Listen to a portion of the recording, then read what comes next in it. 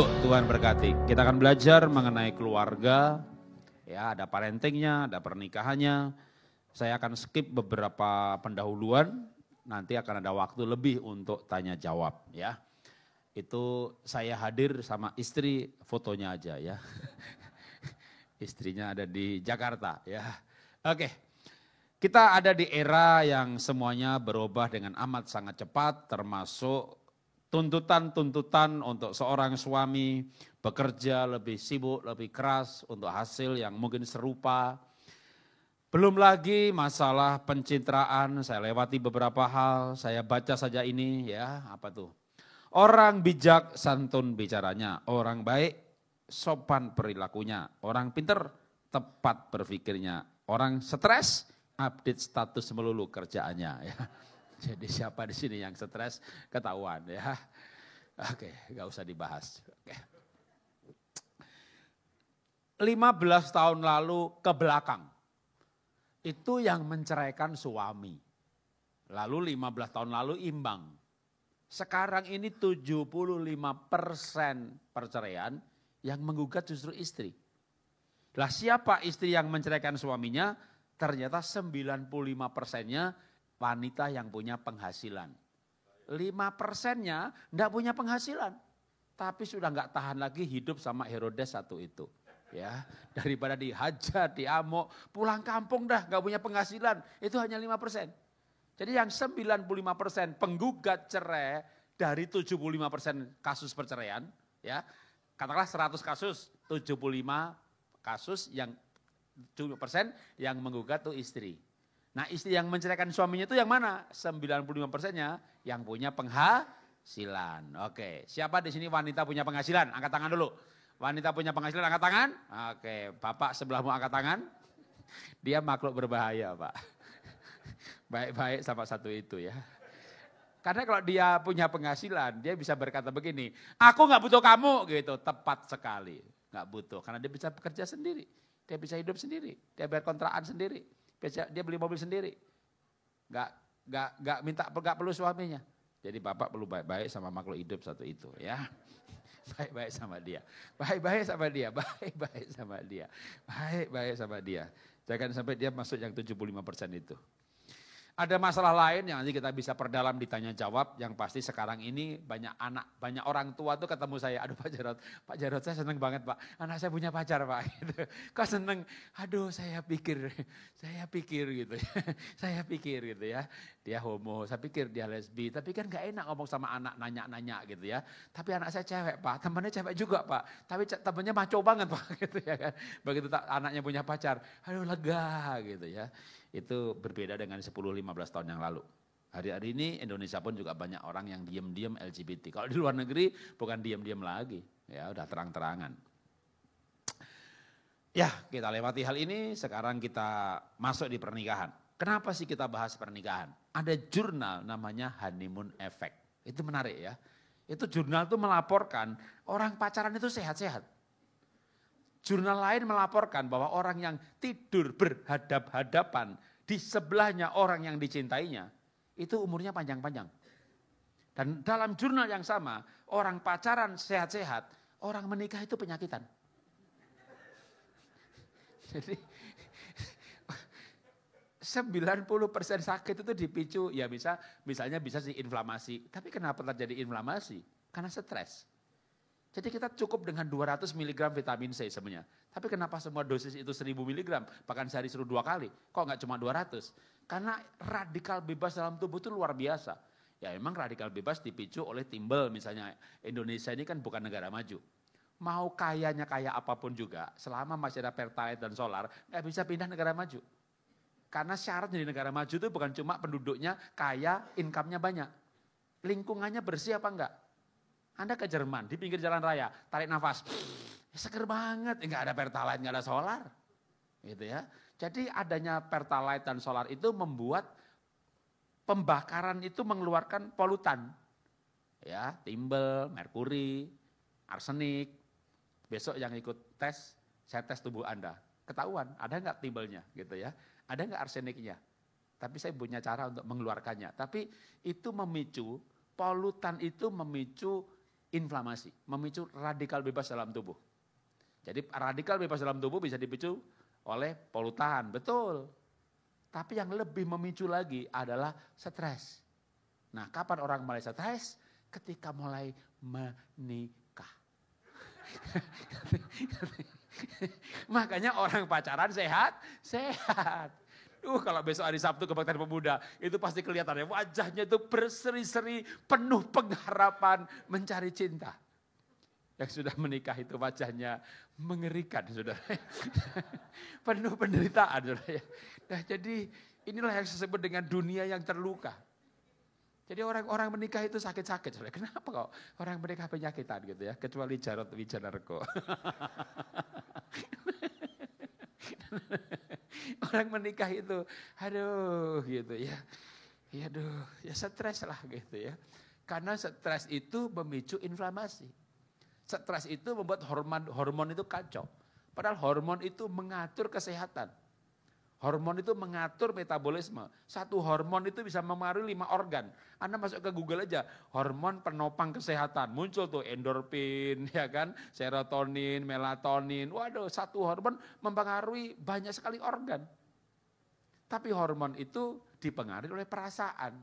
Kalau marah, kortisol, stres, kortisol, takut, sitokin, kepahitan, epinefrin. Ini hormon negatif semuanya. Nanti minggu malam datang ya, minggu sore kebaktian ya. Saya akan jelasin lebih dekat lagi, lebih detail lagi apa kata firman Tuhan mengenai kesehatan dan apa kata firman Tuhan mengenai kesembuhan. Nah, kalau kita bicara stres, maka ya sumber stres itu kan bukan macam siapa-siapa. Ya tentu siapa-siapa juga sih. Makanya John Kabat-Zinn, guru saya olah nafas ya dari Fakultas Kedokteran. Jadi meditasi zaman dulu tuh yang ngajari dukun di Padepokan, di kaki gunung gitu ya. Sekarang ini Profesor Dr. John Kabat-Zinn, kepala klinik di Fakultas Kedokteran MIT Amerika. Wah, ada Dr. Stan Ekberg, ada Dr. Patricia Garbang, ada Profesor David Hofkin. Sekarang orang ilmiah semuanya ya. Nah, itu dilaporkan bahwa yang namanya stres ya itu memicu ketidakkeseimbangan hormonal. Makanya begitu stres ya kesehatannya turun gratis. Tapi yang menarik itu loh ya, kenapa orang menikah kok mulai penyakitan gitu ya? Karena pernikahan ini bikin stres. Stres karena apa? Pak, saya tuh stresnya karena pekerjaan, Pak. Ya ganti aja pekerjaan, pindah dong perusahaan. Pak, saya stres karena gereja, Pak. Pindah gereja aja. Pindah gereja enggak dosa, kawan. Maafkan Pak Gembala. Maksud saya lahir baru di mana, bertumbuh di mana, pindah ke sini. Ya, kita hidup 80 tahun, pindah gereja 3-4 kali oke lah. Jangan tiap tahun pindah gereja, itu kepahitan. Itu penyakit ya. Jadi kalau stres karena perusahaan, pindah perusahaan. Stres karena gereja, pindah gereja. Tapi kalau stres karena suami istri, mau pindah kemana? Ya kan? Mau pindah kemana coba? Ya kan? Bangun tidur lihat setan, mau tidur lihat setan, ya kan? Makan lihat setan. Tadi malam tidur dipeluk gak sama suami? Ya dipeluk Pak Jarod, gimana rasanya? Ya kayak dipeluk setan Pak. Itu yang bikin cepat mati kawan. Gak bisa pindah. Makanya pemulihan pernikahan. Pemulihan, udah gak bisa pindah. Ada mau pindah kemana? Ya saya berdoa aja Pak supaya dia cepat mati Pak. Masalahnya dia gak mati-mati kan. Ada berdoa dia mati, ada mati duluan. Jadi memang pernikahan itu kalau nggak diselesaikan dia sumber penyakit. Nah sekarang gimana caranya kita punya keluarga yang kuat? Itu tema kita hari ini. Yang pertama, maka kita harus menjadikan keluarga itu pusat pembelajaran. Belajar apa dong? Belajar olah nafas ya sama Pak Jarod. Belajar matematika ya di sekolahan.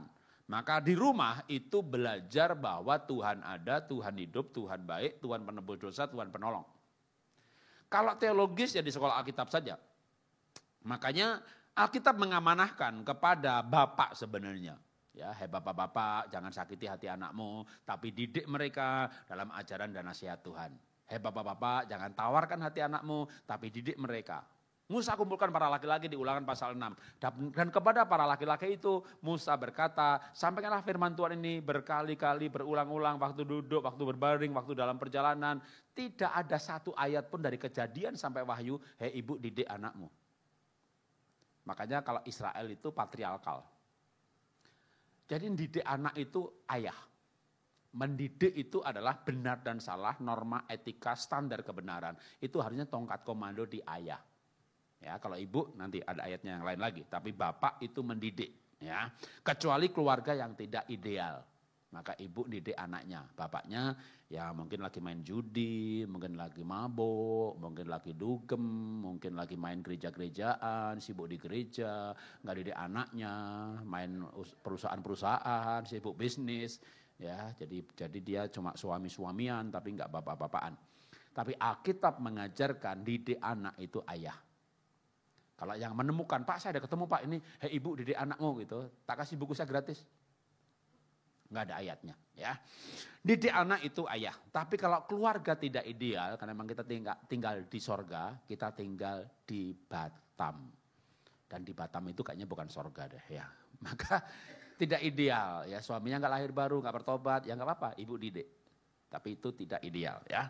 Kalau saya bicara ideal, maka bapak didik anak. Nah, mendidik itu gimana? Kalau misalnya bapaknya nggak bisa, ya ibunya juga nggak apa-apa lah gitu ya. Mendidik dalam keluarga itu harusnya pada dasarnya firman, tapi firman itu diperjelas dengan pengalaman. Pengalaman yang meneguhkan bahwa Alkitab firman itu benar. Contoh, gimana mendidik anak itu Tuhan ada, Tuhan hidup, Tuhan baik. Pak Jarod anaknya umur 13 tahun udah sekolah ke luar negeri ke Singapura. Nggak takut Pak nanti ketularan LGBT atau dia main porno, main game, pornografi, nggak belajar, kan YouTube ada pornonya. Karena anak saya sudah punya pengalaman Tuhan ada, Tuhan hidup. Gimana didiknya? Kalau lagi ada kebutuhan jangan langsung dikasih, ajak berdoa. Misalnya dia butuh laptop atau gadget harganya 10 juta katakan. Ya nak doa dulu ya nak ya biar papa diberkati senilai laptopmu berapa? 11 juta 200 ribu? Oke 11 juta 200 ribu gitu ya anak berdoa. Langsung begitu? Enggak, kadang anak berdoa sehari 2 hari dia pintar dia mikir begini. Ini anak kelas 1 SD TKA TKB udah mulai mikir loh. Papa kan sebenarnya punya duit kan? Ya punya ya harus jujur jangan bilang gak punya ya. Kenapa gak langsung dibeliin? Waktu papa cari uang itu, papa berdoa tidak untuk laptopmu, tidak untuk gadgetmu, untuk yang lain. Terus, ya sekarang kamu berdoa supaya papa diberkati untuk laptopmu, gadgetmu.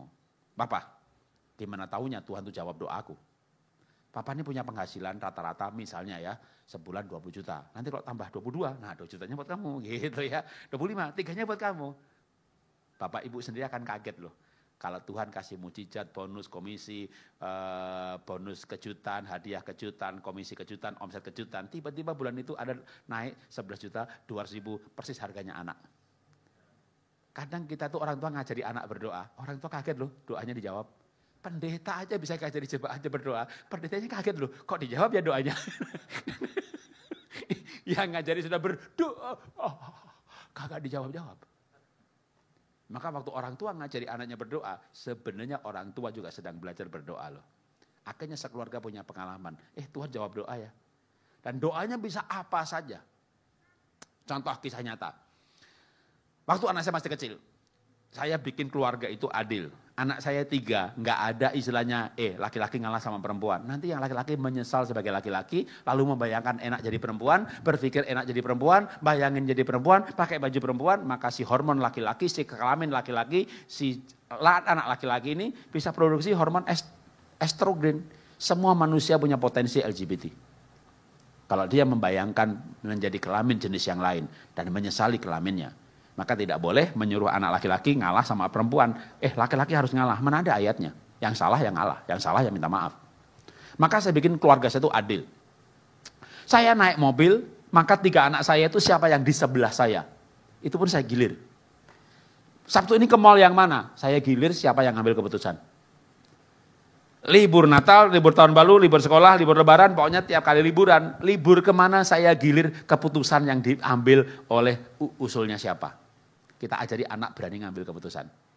Oke, salah satu kasusnya adalah nomor 2 namanya Bena. Pak, aku mau kita ke gunung. Anak saya nomor 2 agak gemuk, nggak tahan panas, maka dia pilih gunung. Kakaknya si lebih besar, 2 tahun lebih, 3 tahun lebih pintar tentunya karena lahir duluan. Ben, ini musim hujan, lebih bagus ke pantai. Peluang Ben, frekuensi, kemungkinan hujannya lebih kecil. Ya anak udah dijadi berdoa. Pak, kan kita bisa minta berdoa supaya nggak hujan ya Pak ya? Iya, dalam hati aku bingung. Dalam hati aku bingung. Setuju dengan usul pertama di pantai. Tapi anak udah diajari berdoa. Bisa Ben, bisa. Iya makanya tetap ke puncak. Oke, malam kita berdoa. Bena yang pengen ke puncak, Bena yang berdoa. Tuhan Yesus, kami mau ke puncak liburan. Terima kasih untuk fasilitas malaikat. Malaikat tolong geser awan dari daerah Taman Bunga Nusantara ke tempat yang lain. Karena petani butuh hujan. Tapi kami nggak mau kehujanan. Maka biarlah hujan tempat yang lain. Air mengalir ke situ juga. Tapi kami nggak kehujanan. Anak saya kalau berdoa pintar. Kita ajarkan untuk memerintah malaikat dan tidak memerintah Tuhan. Ya, jangan kurang ajar ya. Tuhan saya mau tidur, jagai rumah saya. Kalau saya Tuhan, Anda tak ajar loh. Emangnya saya preman suruh jaga rumah? Sembah dia, Tuhan terima kasih. Aku berdosa dan Tuhan hapus dosaku. Aku menyembahmu Tuhan, terima kasih buat malaikat. Baru bilang sama malaikat, malaikat jaga rumah saya ya gitu. Ya, kita ajarkan anak-anak begitu dari dulu tahun 95, 96 kita belajar malaikat, pelayanan malaikat, jenis-jenis malaikat. Itu kita aplikasikan sampai anak pun berdoa, dia tahu kalau dia bisa minta hujan berhenti, itu siapa yang disuruh, siapa yang disembah. Oke, singkat cerita besok mau berangkat. Nah, istri saya itu pagi-pagi namanya wanita ya, itu kan serba persiapan dan serba teliti. Kalau Anda punya anak masih kecil, Anda punya istri, itu tasnya tas Doraemon. Anda mau cari tencoplas ada, mau cari perban ada, mau cari bodrek ada, obat panas ada. Mau cari apa juga ada tuh tasnya istri. Kalau istri Anda perempuan.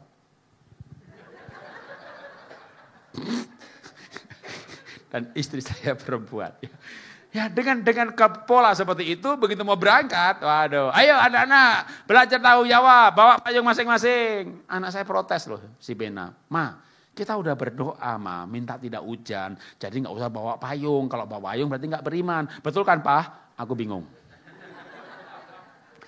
Tapi saya mengajarkan anak iman harus mendukung. Betul Ben, begitu. Ya udah, jadi anak-anak nggak masukin payung. Lalu kita berangkat ke puncak ke Taman Bunga Nusantara. 8 kilo sebelumnya adalah Cimacan dan disitulah hujan besar sekali seluruh wilayah. Dan di mobil itulah istri saya berkata, kalian justru bawa payung nggak mau, untung mama bawa payung, gitu ya, lengkap 5 biji. Anak saya Bena langsung berkata, Ma, gara-gara mama nggak beriman makanya hujan. Gimana nih Pak? Ben, Nabi Yunus tidak beriman, maka itu ada hujan dan badai. Nabi Yunus dibuang ke laut, hujannya berhenti. Itu hujan betul-betul karena Nabi Yunus yang tidak beriman, betul Ben. Kalau nggak beriman ya hujan. Si bungsu nangkap cerita itu dengan sisi yang lain. Memangnya mama mau dibuang? Enggak Levin, enggak. Papa jahat kalau mau buang mama. Enggak, coba cerita. Tidak beriman makanya hujan. Ya udah sekarang Bena berdoa lagi biar hujannya berhenti. Tuhan ampuni mama tidak beriman. Diam-diam dia bawa payung ke dalam mobil Tuhan. Kami gak butuh payung Tuhan, kami butuh gak hujan Tuhan. Ampuni mama Tuhan. Malaikat tolong tetap kirim, kita tetap geser itu hujan ke tempat yang lain. Aduh anak saya berdoa begitu, mobil tak pelanin supaya malaikat kerja lebih lama. Dan sampai di lokasi hujan berhenti. Kami punya cerita seperti ini, anak baca buku saya Mesbah Keluarga. 1 kali kebetulan, 2 kali kebetulan, gimana kalau 10 kali, gimana kalau 15 kali, gimana kalau 23 kali. Kami keliling dunia dan tidak pernah kehujanan. Kami bisa menggeser awan, kita bisa menghentikan hujan. Dan itu anak itu punya pengalaman kalau 1 kali. Kita ke liburan ke Bali, kita sewa mobil, itu juga bulan Desember lagi. Saya sambil syuting. Lalu saya bilang sama penyewa mobil, ini rutenya ya, hari pertama ya, ini rute hari kedua ya, ini rute hari yang ketiga ya, ini keempat ya, jadi 4 hari Bali jelajah. Pagi-pagi Pak, ini tanah laut hujan Pak, gimana kalau kita ke sana dulu? Yang rutenya nggak bagus dong, tapi sana hujan Pak, tetap ke sana. Kita tetap sesuai dengan jadwal, begitu ya. Terserah Pak, saya cuma nyewain mobil. Sampai di sana hujan berhenti, kita syuting, masuk mobil, hujan lagi. Itu 4 hari begitu terus tuh. Kemana ke lokasi kita tuju, hujan berhenti. Sampai itu yang nyewain mobil. Itu Bapak pawang hujan ya. Bukan, kita punya Tuhan dan Tuhan kita hidup. Dia ada, dia baik. 1 kali kebetulan, 2 kali kebetulan, 3 kali kebetulan, 5 kali kebetulan. Tapi kalau kita belasan kali, itulah kisah hidup keluarga kita. Tuhan ada, Tuhan hidup, itu terlalu nyata. Termasuk misalnya mau ke tempat mall yang Jakarta ramenya minta ampun. Itu anak udah tahu itu, berdoa minta parkir. Begitu masuk ke basement gitu, anak udah mulai Pak, pelan-pelan Pak, pelan-pelan. Dia peka. Terang aja Pak, pelan Pak. Nanti kalau lagi tituk. Ada yang mau keluar, benar gitu ya kan. Dia keluar, kita masuk. Nggak ada namanya muter-muter cari parkir gitu ya. Nggak ada, kan kita punya Tuhan yang bisa menggelitik orang. Tuhan suruh beberapa orang mau pulang. Tuhan menggerakkan hati Firaun. Tuhan mengeraskan hati Firaun. Tuhan menggerakkan hati orang Mesir untuk bermurah hati kepada bangsa Israel. Sehingga bangsa Israel keluar dari Mesir, ngasih cincinnya, ngasih kalung emasnya. Tuhan bisa menggerakkan hati. Kita bisa datang yang pas kita datang, pas ada yang mau pulang, Tuhan gerakkan. Nanti ada orang yang belum pengen pulang, bisa dikit-dikit sama Tuhan loh, pulang gitu loh. Kalau itu jadi pengalaman, maka anak tidak pernah lupa. Teori itu lupa. Tuhan itu namanya Jehovah Jireh, Shikenu, Shama. Jehovah Jireh itu Tuhan menyediakan. Shikenu itu lupa deh nak, papa artinya apa? Lupalah namanya. Kenapa? Teori. Maka teori itu mudah sekali dilupakan, tapi pengalaman tidak akan lupa. Ini anak saya yang berdoa tadi, itu tahun depan sudah mau nikah. Umurnya sudah 29 tahun. Tapi kalau saya ngobrol sama anak, dia masih ingat cerita doa soal bawa payung. Dia ingat doa yang lain kenapa? Karena pengalaman tak terlupakan. Ya. Maka keluarga itu menjadi tempat pembelajaran iman. Kuasa pengajaran orang tua adalah memberikan pengalaman iman. Tapi pengalaman iman itu dasarnya firman Tuhan. Kalau enggak nanti bukan pelajaran firman namanya ya. Oke. Keluarga akan kuat kalau keluarga itu memberikan warisan.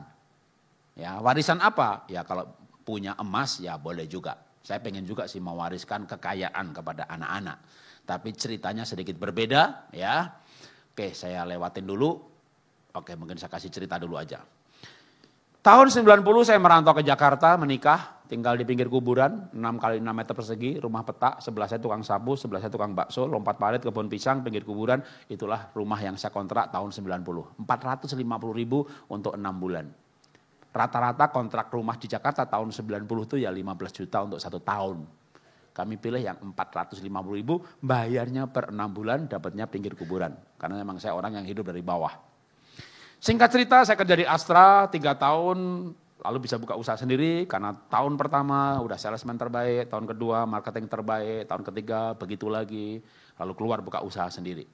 Buka usaha ekspor 8 tahun, kerusuhan, buyer takut ke Indonesia, mereka pindahkan ordernya ke luar negeri, saya bangkrut 98.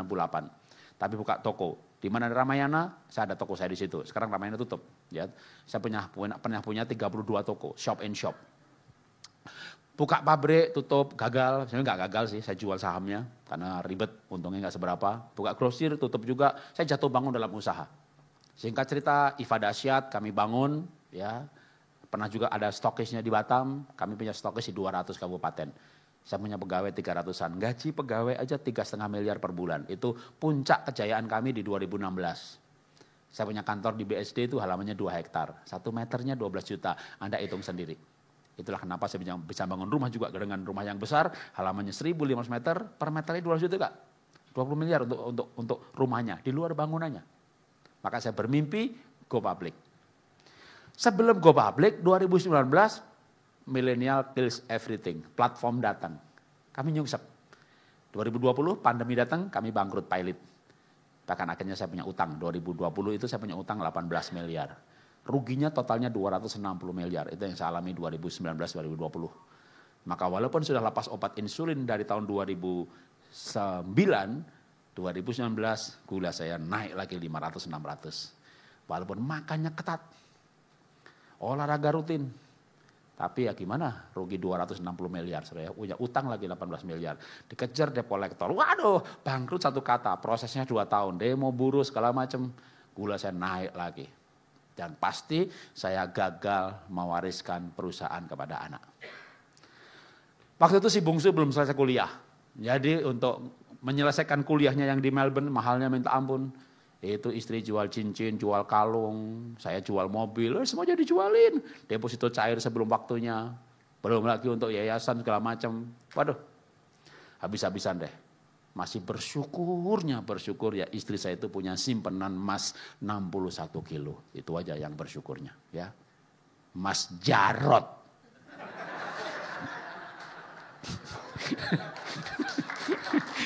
61 kilo.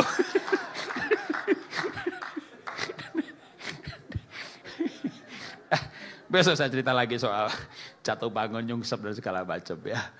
Akhirnya saya jual saham saya yang harusnya bisa jual laku 100 lebih miliar, hanya dijual 18 untuk utang beres lunas. Dah, makanya masuk COVID itu nggak punya apa-apa. Hidup dari pelukis dan seterusnya ya. Jadi saya nggak jadi mewariskan warisan kekayaan. Tapi apa yang saya wariskan nanti saya akan ceritakan ya. Yang pasti saya wariskan adalah karakter. Seperti Paulus berbicara mengenai karakternya, itu karena dididik dengan teliti oleh Gamaliel. Nah, saya pengen anak saya mewarisi karakter karena dididik oleh ya orang tua sendiri, ya bukan orang tua rohani.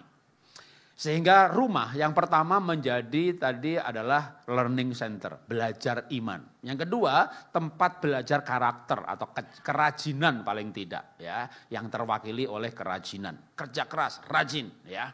Nah, waktu perusahaan bangkrut atau setelah bangkrut, sebelum bangkrut juga, anak-anak itu sering tanya begini, Pak, Papa kan katanya ke Jakarta, tinggal di pinggir kuburan sama Mama.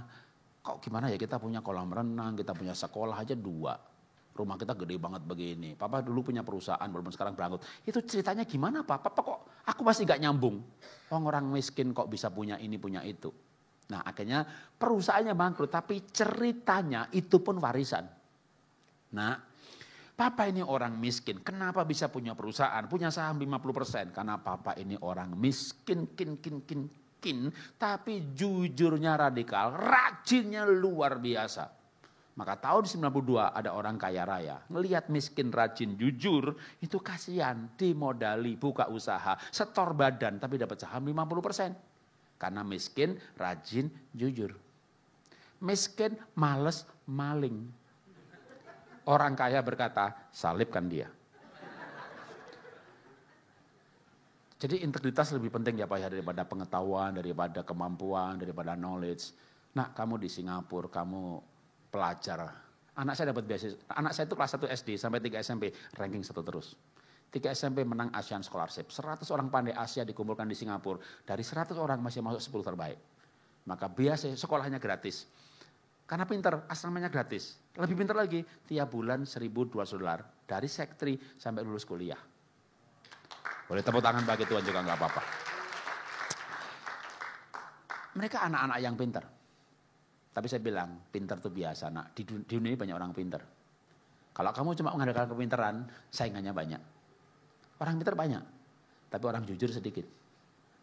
Kalau kamu jujur, kamu baik, kamu care, kamu integritas, itu yang membuat kamu akan naik nanti. Lebih cepat daripada yang pintar, bahkan mungkin lebih pintar daripada kamu. Dan anak-anak kami diberkati Tuhan luar biasa secara pekerjaan. Mereka sekarang umurnya baru 30 tahun. Nomor 2 udah punya rumah di Jakarta dan punya apartemen di Singapura. Nomor 1 punya apartemen di Singapura. Nomor 1 keliling dunia ini kerjaannya. Dia seminar ke Boston, dia seminar ke New York, dia seminar ke Guangzhou, dia seminar ke Bangkok, dia seminar ke Brisbane, dia seminar ke Sydney. Pernah waktu dia seminar di New York, saya banggakan punya anak seminar gitu ya. Jadi saya akan hubungi jemaat yang di New York. Datang dah seminar anak saya, protes semuanya. Pak, mahal banget Pak. Saya lagi mau daftar Pak, 1 orang $1.000 Pak.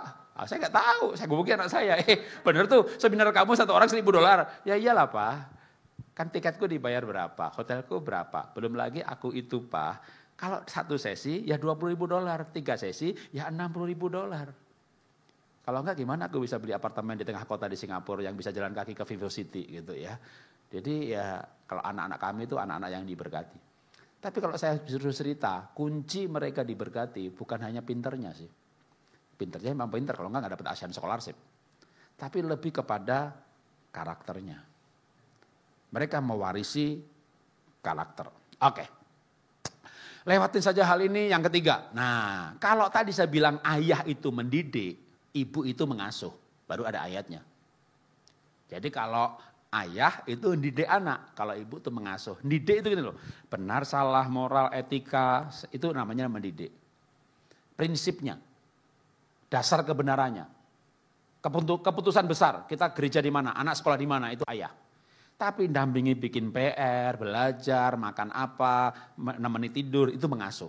Nah kalau mengasuh itu ibu. Makanya Paulus berkata, dia pun sebagai gembala itu mengasuh seperti ibu mengasuh anak. Nah, mengasuh itu apa? Mengasuh itu sebenarnya bisa diterjemahkan juga merawat. Maka tugas istri, tugas ibu itu merawat. Apa itu merawat? Ya kayak perawat. Merawat pasien. Maka saya sangat setuju dengan wanita-wanita yang berkata, istri wanita tuh nggak harus bisa masak. Setuju. Saya setuju banget. Wanita nggak perlu bisa masak. Yang penting bisa Gojek dan GoFood. Ya kan? Nggak harus, nggak ada ayatnya. Kalau nggak ada ayatnya nggak usah, ya nggak harus lah bisa masak. Tapi perawat, ya perawat, pengasuh perawat. Perawat tuh nggak harus bisa masak. Perawat itu ada pasiennya, ya dia panggil koki, panggil chef, panggil bagian masak untuk masakin. Tapi perawat harus ngerti menu. Itu harus, ya. Ini sakitnya apa ini? Diabetes. Oke. Nasi gudeg, teh manis, buahnya duren. Mati dia. Oke. Besok mati dia. Ini apa nih pasien apa nih? Oh ini stroke darah tinggi Pak. Oke, sate kambing, sop kambing. Ya kan. Bir sedikit boleh.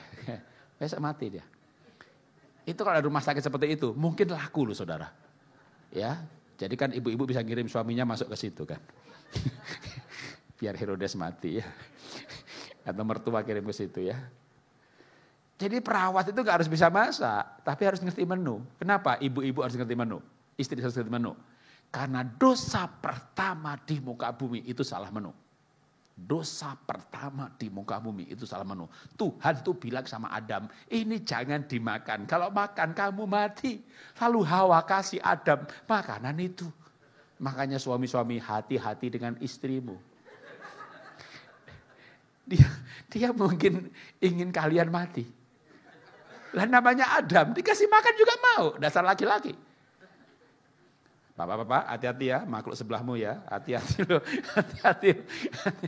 Ibu-ibu itu sengaja gak sih? Kasih makan aja Pak, biar dia kolesterol, biar dia darah tinggi Pak. Saya nggak tahu ibu sengaja apa tidak ya. Saya harap sih ibu tidak tahu bahwa makanan itu tidak sehat. Tapi ibu harus tahu menu yang benar. Karena dosa pertama kali muka bumi sepertinya diwariskan turun-temurun. Ya, kalau ibu tahu itu sengaja berarti ibu jahat ya. Membunuh suami dengan darah tinggi, dengan kolesterol, dengan asam urat. Matilah kau gitu kan. Bu, kalau mati syukur ibu bisa kawin lagi Bu. Tapi kalau dia nggak mati-mati, ibu ngerawat orang penyakitan. Dia sakit nggak mati-mati, itu yang susah Bu. Ibu dorong dia di kursi roda. Duh, kapan dia matinya kagak mati-mati gitu kan. Maka lebih baik punya suami sehat ya. Ibu harus ngerti menu. Nggak usah bisa masak, yang penting bisa Gojek, bisa GoFood. Tapi jangan salah order, itu aja ya. Nah yang menarik adalah Alkitab. Kalau bapak mendidik, ibu mengasuh, ternyata suami juga punya tugas ya, mengasihi istri seperti Kristus mengasihi jemaatnya. Bagaimana Kristus mengasihi jemaat? Yaitu mengasuh dan merawat. Maka si ibu akan bisa mengasuh anaknya kalau dia merasakan pengasuhan suaminya. Jadi suami itu mengasuh istri. Yang ada ayatnya begitu. Ya, apa itu mengasuh? Nah, oke. Terutama kalau punya istri yang bodoh. Ya, banyak istri pinter loh ya, banyak wanita sekarang kan pinter-pinter ya. Pinter kerja, pinter cari duit, makanya suaminya diceraiin. Tapi juga yang bodoh itu banyak.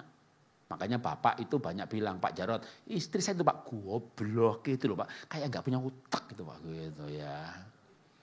Nah kalau istrinya bodoh ya jangan digoblok-goblokin. Saya cuma mau tanya saja Pak, dulu waktu cari pacar itu cari yang cantik atau cari yang pinter? Cari yang cantik, rajin belajar. Enggak, namanya cantik, rajin dandan, enggak pernah belajar. Kalau carinya cantik dapatnya bodoh itu enggak salah pilih, itu namanya konsekuensi. Yang dicari yang cantik, seksi ya kan, rajin dandan, enggak pernah belajar, ya bodoh. Ya nikmatilah kebodohannya. Ya kan? Sekarang gimana dong? Kan sudah terlanjur menikah, maka diasuh. Ya, seperti ibu ngasuh anak, ajari bikin PR gitu ya. Ajari dia pembukuan, ajari dia mengendalikan keuangan supaya barang itu enggak spontan mut-mutan. Ya dididik. Ya, bapak harus mendidik anak, jangan malah digoblok-goblokin gitu ya. Oke. Sama juga ya, kalau bapak bisa mengasuh istri, maka nanti istri akan bisa mengasuh anak. Nah, pertama adalah kalau ibu itu bodoh. Kedua sebenarnya masih ada lagi, perlu diasuh, dirawat ya kan, mengasuh dan merawat. Mengasuh kalau ibunya bodoh, atau mungkin ibu bodoh dulu ya. Kalau bapak apa dong? Oke, kalau bapak itu kan begini. Ibu-ibu tuh bilang, Pak, suami saya itu lupa, enggak punya perasaan, Pak. Ibu ketemu ibu yang lain ya, dasar laki-laki, enggak punya perasaan. Ya memang begitu. Laki-laki itu tidak punya perasaan. Ya, karena kalau dibuka kepalanya itu laki-laki isinya logika. Maka ayatnya ada, Daud pikir, Saul pikir, Iskak pikir. Hana berdoa dengan hati yang pedih. Nah, wanita itu perasaan, laki-laki itu pikir.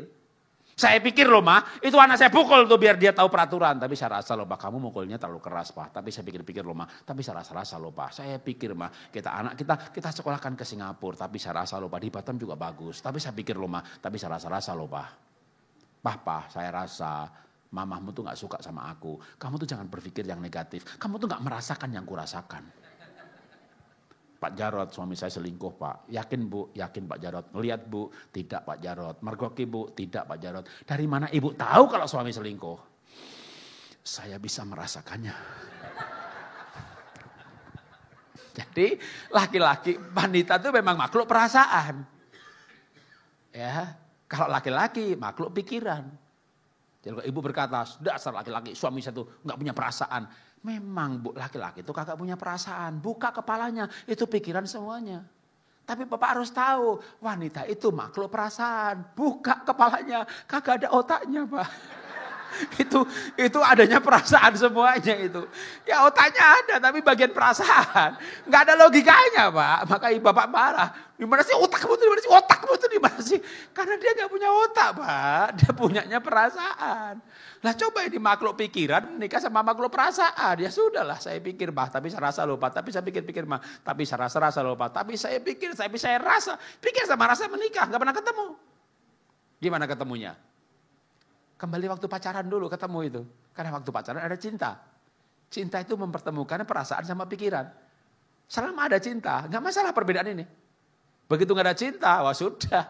Gimana mau ketemu? Satu pikir, satu rasa. Nggak akan ketemu. Nggak akan ketemu. Ya, laki-laki nggak punya perasaan. Laki-laki nggak punya apa lagi? Laki-laki itu nggak punya telinga.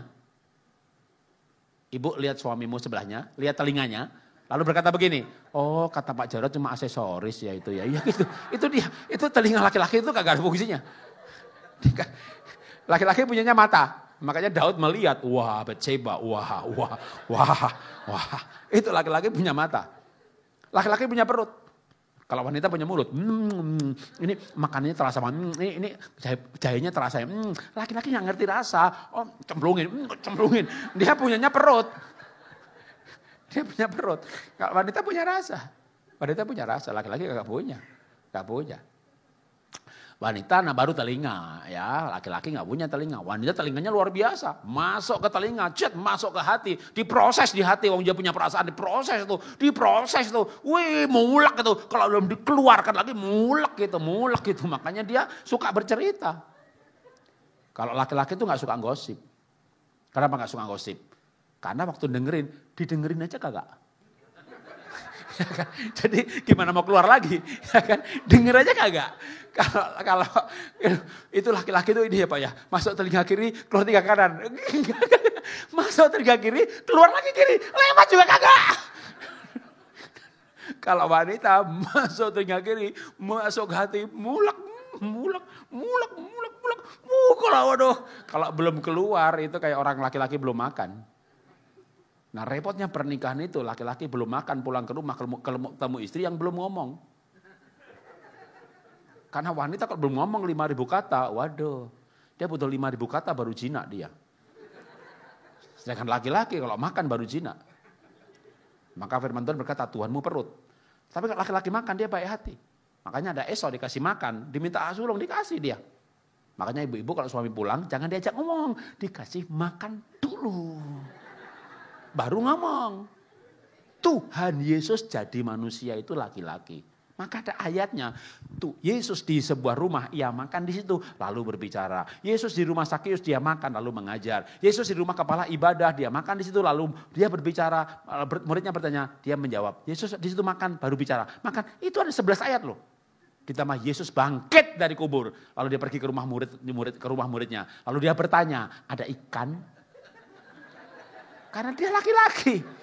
Coba Yesus perempuan, dia bangkit dari kubur, dia pergi ke rumah muridnya, lalu dia berkata, sharing yuk. Gitu. Dia laki-laki kawan. Yesus jadi laki-laki aja, laki-laki banget. Apalagi suami ibu, ya kan. Oke, kita lanjutkan lagi, berikutnya lagi secara cepat aja, waktunya habis supaya nanti ada waktu bertanya jawab. Keluarga harus menjadi tempat pelayanan. Jadi kalau bisa melayani itu sekeluarga melayani. Saya tidak memisahkan, Pak gimana seimbang antara keluarga dan pelayanan. Saya lagi libur sekeluarga, itu pelayanan. Waktu anak saya belum keluar negeri, mereka semuanya masih di Indonesia, libur sekolah, libur Natal, libur Paskah, libur Tahun Baru, tanggal 20 Desember sampai 5 Januari. Itu saya ke gereja aja enggak loh, bener-bener hari Minggu tuh ya kita ke pantai, kita ke gunung, kita camping, kita udah pokoknya bener-bener, dan bagi saya itu pelayanan. Sebelum anak-anak, saya punya pikir rencana anak saya mau keluar negeri. Sebelum mereka keluar negeri, bondingnya harus kuat.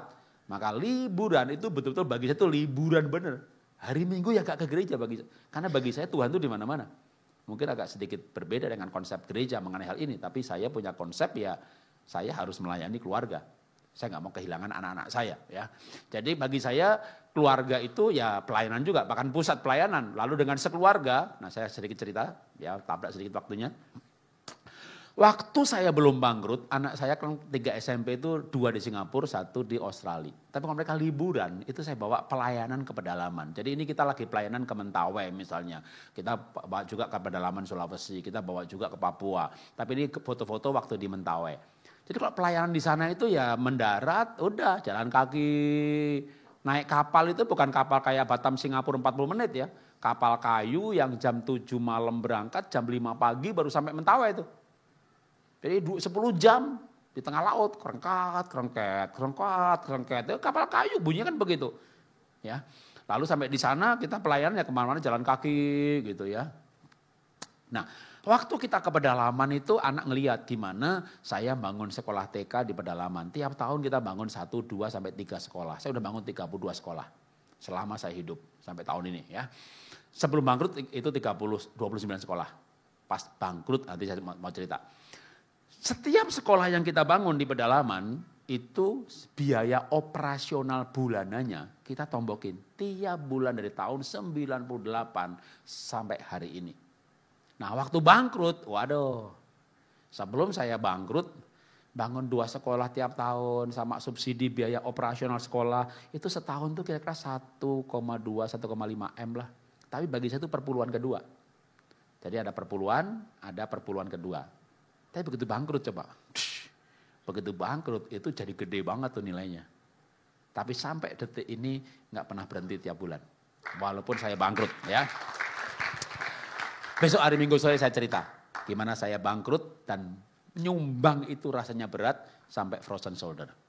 Ya, yang dokter bilang harus dioperasi, ya nggak jadi operasi, sembuh juga dengan kesembuhan mental. Hari Minggu sore saya mau bicara mengenai inner healing and miracle. Ya, nah.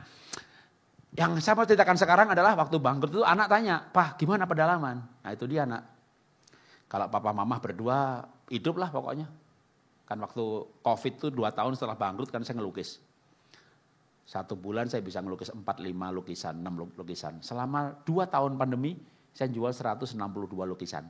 Harga dari mulai 5 juta yang kecil sampai 35 juta, 40 juta ada yang gede. Rata-rata kalau saya hitung itu 20 juta. Saya jual 162, 3,2 miliar dalam 2 tahun pandemi saya jual lukisan. Jadi kalau masalah hidup pemeliharaan Tuhan itu luar biasa. Tapi sebelum saya jual lukisan, anak-anak itu nanya, Pak gimana Pak pedalaman? Itu dia nak. Saya nggak tahu Papa ngelukis seminggu, sebulan bisa laku berapa. Ya sudah nak, Pak. Sekarang tahun ini kita yang bangun. Jadi waktu bangkrut justru saya bisa melihat gimana anak-anak kami itu ngumpulin uang bangun sekolah di pedalaman. Nah waktu Waktu anak saya bangun sekolah di pedalaman, saya tiba-tiba tuh dikasih pengertian. Dan saya bilang sama istri saya begini, kita gagal mewariskan saham perusahaan kepada anak-anak. Tapi kita sudah memberikan warisan yang terbaik kepada mereka. Yaitu mengajari mereka kenal Tuhan, cinta Tuhan, ngajak mereka pelayanan ke pedalaman yang adalah korban. Kalau pelayanan kota besar kan enak ya, naik pesawat, tinggal di hotel. Pak mau makan apa Pak? Ya, kita sebut aja Thailand, restoran terbaik. Kita mau makan Jepang, restoran terbaik. Pulang diamplopin. Itu anak bisa pengen jadi pendeta tuh. Pendeta hedon ya kan, cari duit ya kan. Tapi kalau kita bawa ke pelayanan begini, aduh, anak mau warisi. Lalu ketika kita bangkrut dan anak-anak ngumpulin duit, udah 2 tahun loh. Kita tiap tahun juga bangun 2 sekolah selama pandemi. Sejak saya bangkrut, anak yang bangun. Nah waktu saya bilang sama istri, kita gagal mewariskan perusahaan. Tapi kita sudah mewariskan yang terbaik buat mereka. Yaitu cinta Tuhan. Cinta Tuhan sampai bukan cuma ke gereja. Cintanya itu nyata. Keluar tabungan gitu kan. Kalau Anda punya pacar, ya I love you gitu. Tapi kalau lagi makan, jamnya bayar ke toilet.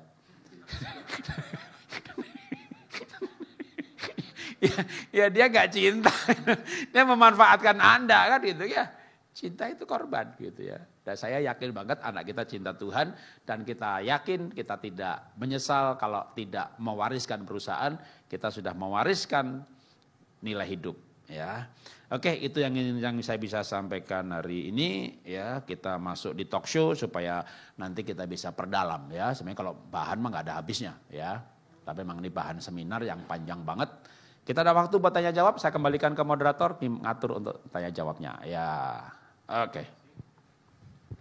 Terima kasih Pak Jarod, kami sangat diberkati, saya juga mendengarkan hal-hal yang baru, menarik, sederhana, bahasa yang kita temukan sehari-hari.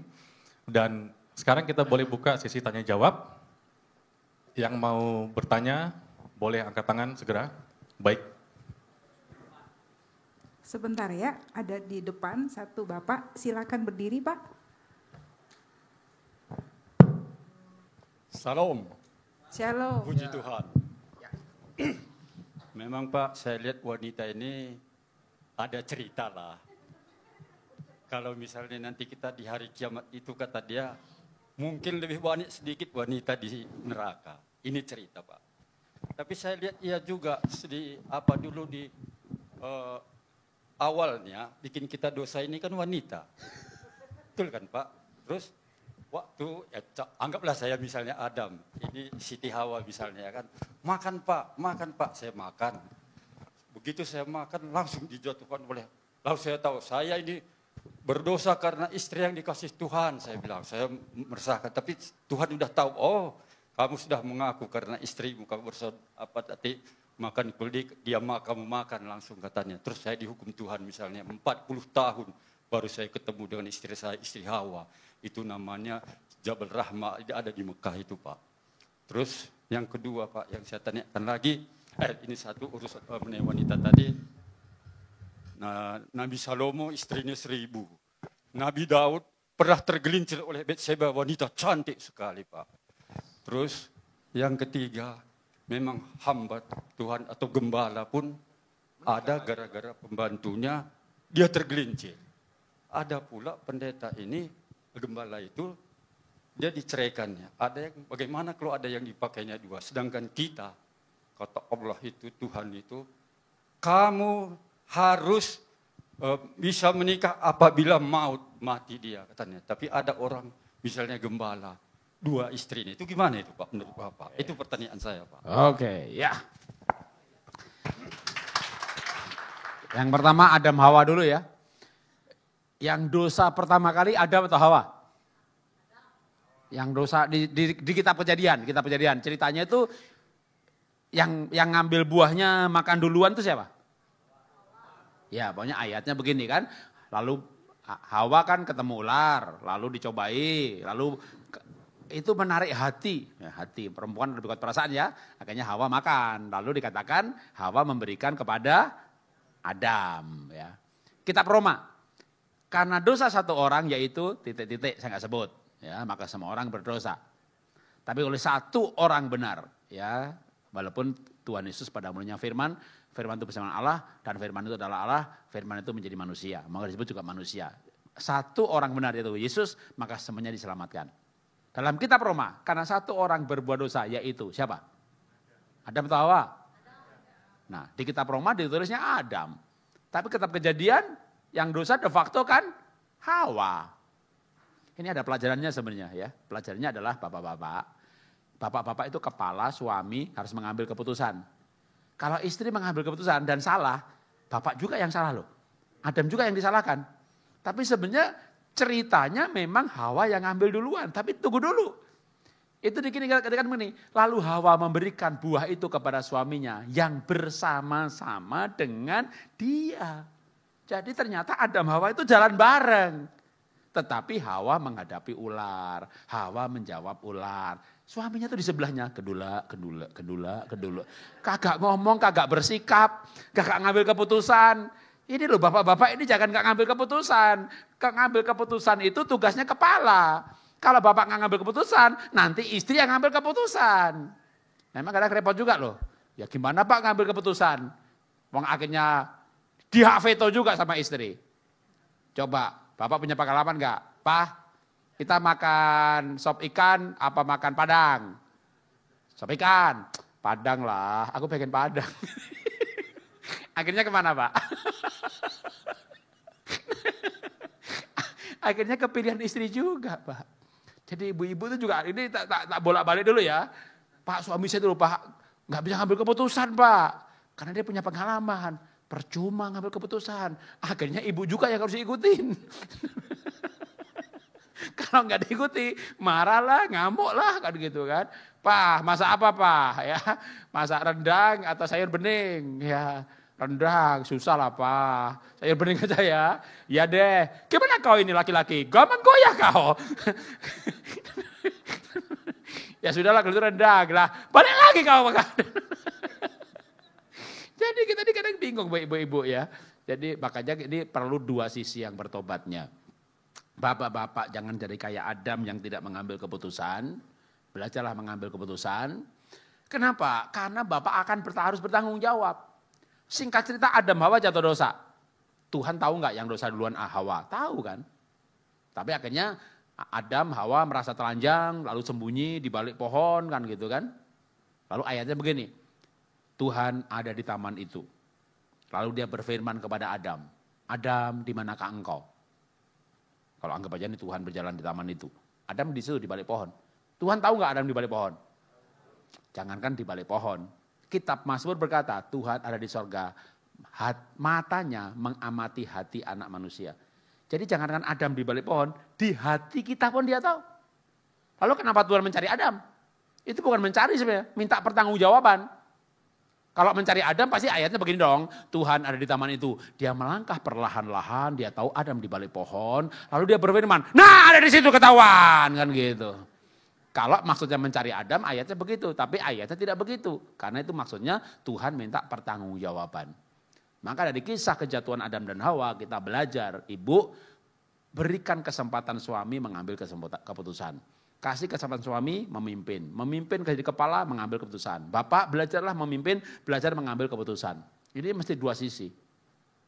Pertanyaan kedua soal kawin lagi dan cerai. Oke. Kawin lagi boleh gak sih? Tak bikin tambah bingung dulu ya sebelum saya jawab ya. Waktu Daud selingkuh dengan Batseba, istrinya orang. Nabi Nathan tuh negor Daudnya begini. Baca ayatnya pasti ketemu. Daud, kepadamu sudah kuberikan banyak istri, kalau kurang ku tambahi. Kenapa kamu ngambil istri orang? Kepadamu sudah kuberi banyak istri, kalau kurang ku tambahi. Itu firman Tuhan tuh lewat Nabi Nathan. Jadi Tuhan tuh marah bukan karena Daud kawin lagi. Karena Daud ngambil istri orang. Oke, Musa kawin lagi enggak? Kalau bagi saya kawin lagi. Orang-orang memberontak kepada Musa karena perempuan Kusi yang diambilnya. Istri Musa itu bukan orang Kusi, orang Midian, namanya Sipora.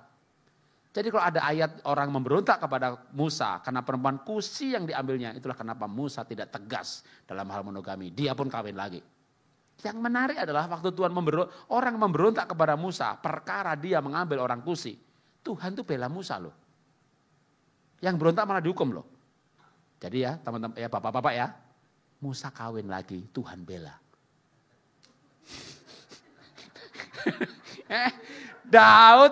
Daud ngambil istri orang, Tuhan marah. Tapi Daud ambil si Abigail karena suaminya udah mati. Enggak ada ayatnya Tuhan marah. Oke, tak bikin bingung lagi ya. Pak Jarod, boleh nggak kami menikah lagi? Itu kan ada ayat. Ada ayat loh, tunggu, ada ayatnya loh. Alkitab berkata loh, ya di kitab Timotius ya, perjanjian baru ya. Hendaklah dia suami dari satu istri, ya. Itu jemaat bisa bantah loh, Pak Jarod, itu kan ayatnya hendaklah. Nggak tegas Pak.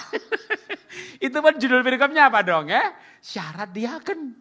Jadi penatua harus suami dari satu istri. Itulah kenapa Pak saya nggak menjadi penatua Pak. Saya mau jadi jemaat aja Pak.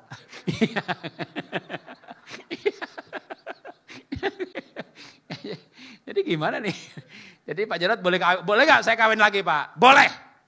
Kalau saya bilang boleh Pak. Tapi syaratnya satu Pak. Syaratnya satu. Ya kenapa? Apa tuh syaratnya? Syaratnya dulu ya, nanti baru kenapa ya. Bapak boleh kawin lagi. Syaratnya satu. Kalau istri suami sudah meninggal. Tapi dia nggak mati-mati Pak. Itu masalahnya. Walaupun banyak ayat yang mendukung poligami, tapi sebenarnya begini. Kalau saya melihatnya begini. Tesalonika misalnya berkata, menjelang kedatangan dari Tuhan, supaya kita ini semua, bukan cuma diaken ya, sempurna. Nah, apa itu sempurna? Memang ayatnya mengenai penatua. Penatua haruslah sempurna, yaitu suami dari satu istri. Tapi ayat yang lain, Tesalonika berkata, sebelum hari tua kita semuanya kita harus sempurna. Tapi sempurna itu apa sih? Suami dan satu istri, mau sempurna apa tidak? Soal menikah lagi, nggak ada ayatnya Tuhan marah. Malah yang ada Tuhan bela. Waktu Musa kawin lagi. Tapi kan Musa nggak sempurna. Masa saya nanti kalah rohani sama Musa? Paulus bilang kemuliaan kita itu lebih hebat daripada kemuliaan Taurat. Jadi jangan heran ya kalau nanti di sorga, kita tuh lebih mulia daripada Daud, daripada Abraham. Abraham kawin lagi, saya tidak. Daud orang mana diintip, saya nggak ngintip. Perjanjian lama, mereka nggak pegang Alkitab loh. Bahkan sampai pada zaman Tuhan Yesus, kitab Yesaya itu ada digulung di mana, dibuka, dibaca, itu digenapi hari ini. Jemaat pulang-pulang, cuma dengar dibacakan. Kita sekarang bawa Alkitab kemana-mana. Kita baca Kejadian sampai Wahyu.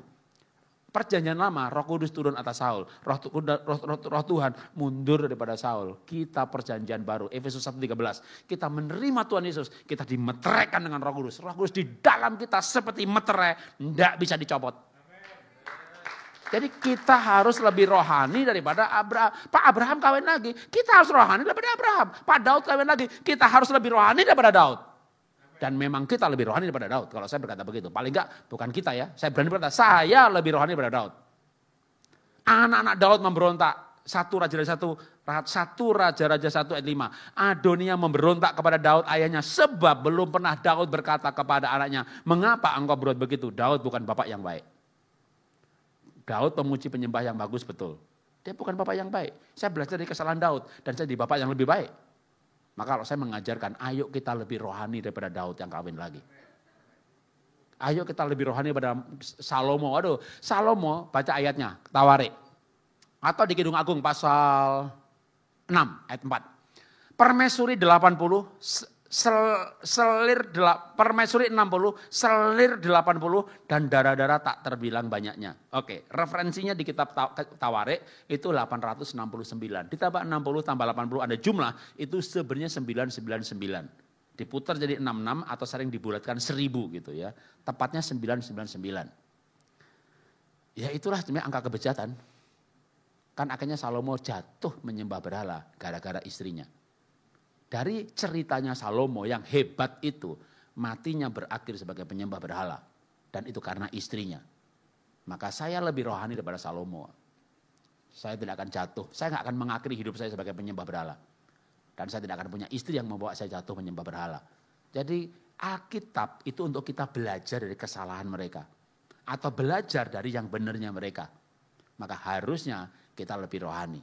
Jadi Alkitab itu enggak semuanya kita harus ikuti teladani, malah kita harus melihat kalau kesalahan ya jangan diikutin. Salomo kawin lagi, endingnya apa? Daud kawin lagi, Abraham kawin lagi. Adakah kebahagiaan?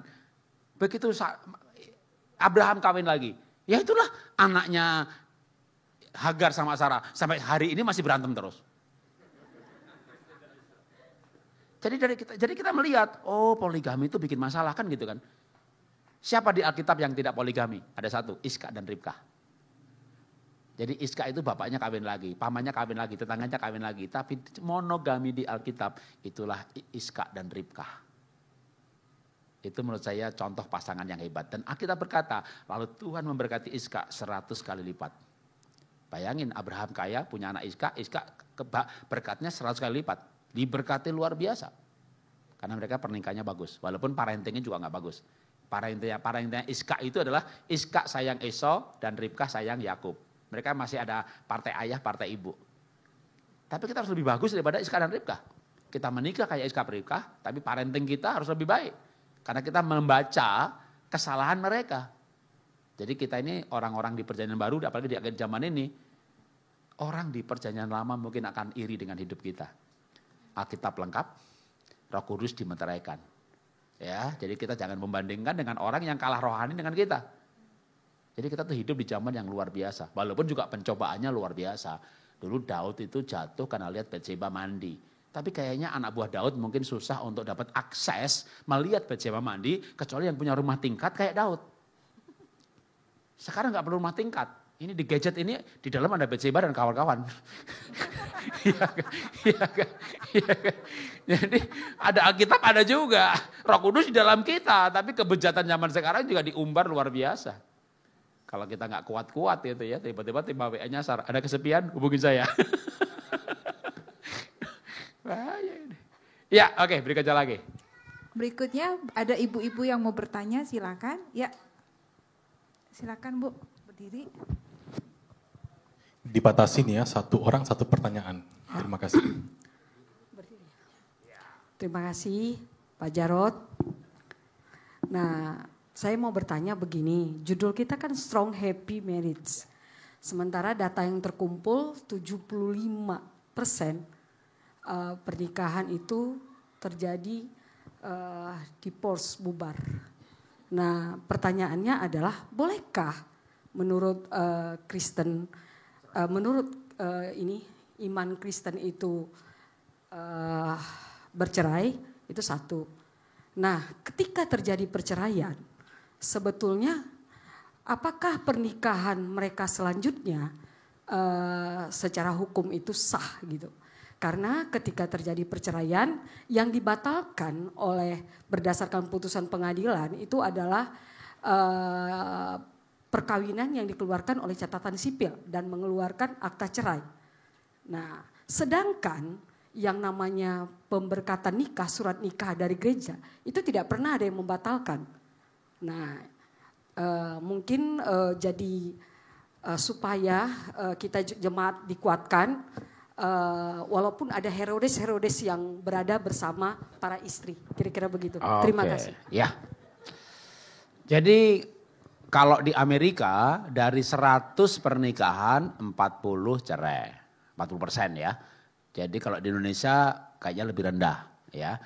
Tapi dari 100 perceraian 75%-nya penggugatnya itu istri. Jadi bukan dari 100 pernikahan 75 cerai, enggak ya. Perceraiannya itu 40% dari pernikahan. Jadi itu pun di Amerika. Di Indonesia lebih rendah, hanya sekitar 10-15% dari total pernikahan bercerai. Dari perceraian tadi 75% penggugatnya justru istri gitu ya. Nah, kalau bicara data yang menarik, memang yang ada penelitiannya juga masih di Amerika, itu ditulis oleh Gary Chapman yang menulis buku Bahasa Cinta. Ya, itu juga nulis buku namanya Loving Solution. Jadi dari orang-orang yang bercerai ini, maka ternyata 95% juga menikah lagi. Lalu dari yang menikah lagi ini, ternyata angka perceraiannya meningkat. Jadi orang menikah, 40% cerai. Dari 40% ini 95%-nya menikah lagi, lalu di pernikahan kedua ini perceraiannya 75%. Maka dia memberikan istilah bercerai dan menikah lagi bukan solusi. Bukunya namanya Loving Solution.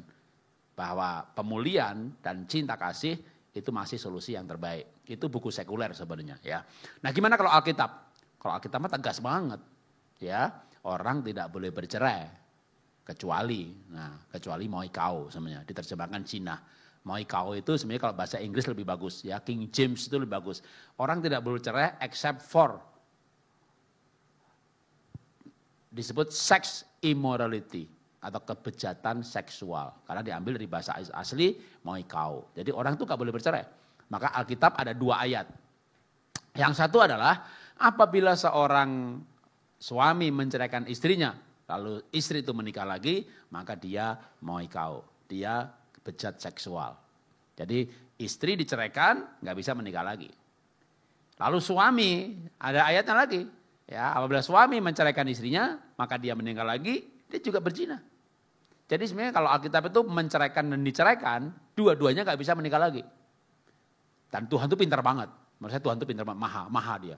Ya, Pak kan saya diceraikan, masa kan saya korban. Kalau yang diceraikan boleh menikah lagi, nanti pasti akan ada kasus. Ya, ibu gak suka sama suaminya, bikin gara-gara, ceraiin. Nah, aku boleh, kamu gak boleh kan gitu kan. Maka Tuhan kunci aja dua-duanya. Yang menceraikan gak bisa nikah lagi, yang diceraikan juga gak bisa. Jadi kalau bicara ayat ya begitu ayatnya. Tapi kalau hukum ya kan hukum beda lagi. Negara hukum. Hukum negara kan bukan dasarnya ayat. Ada dasar humanisme, hak asasi, pertimbangan sosial. Maka kalau bicara hukum itu pernikahan sah enggak? Ya kalau dia sahnya secara hukum ya susah. Kalau secara Alkitab ya tentu kita beda. Alkitab pun bahkan beda gereja, beda sinode, beda pendapat. Jadi kalau mengacu Alkitab ya kita punya keyakinan bahwa orang bercerai tidak bisa menikah lagi, lalu dia menikah lagi, ya orang mau bilang sah, Tuhan atau saya paling enggak bilang itu kan enggak sah gitu ya. Tapi kalau mengenai pernikahan kedua emang itu rumit banget. Ya, bahkan GBI pun akan ada pro dan kontra atau akhirnya akan ada kasus-kasus tertentu yang memang bisa dibolehkan atau tidak dibolehkan. Itu butuh konseling untuk pendalaman masalah. Tapi secara umum orang yang makanya kalau Alkitab berkata begini.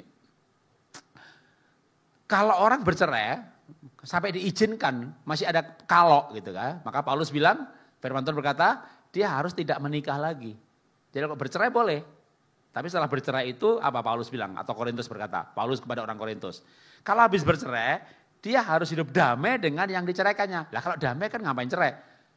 Tapi ayat itu muncul karena dulu itu gini, orang Yahudi berarti itu agama Yahudi. Orang Aceh berarti agama A, B, C, D. Ya, kan suku-suku tertentu juga begitu. Kalau berpindah agama, lu bukan orang ini lagi. Hak waris nggak ada. Tak tanah wariskan ke adiknya. Orang Yahudi itu begitu. Jadi bahkan dulu kalau orang jadi Kristen itu bisa dibunuh. Karena berarti menjadi Kristen bukan Yahudi lagi.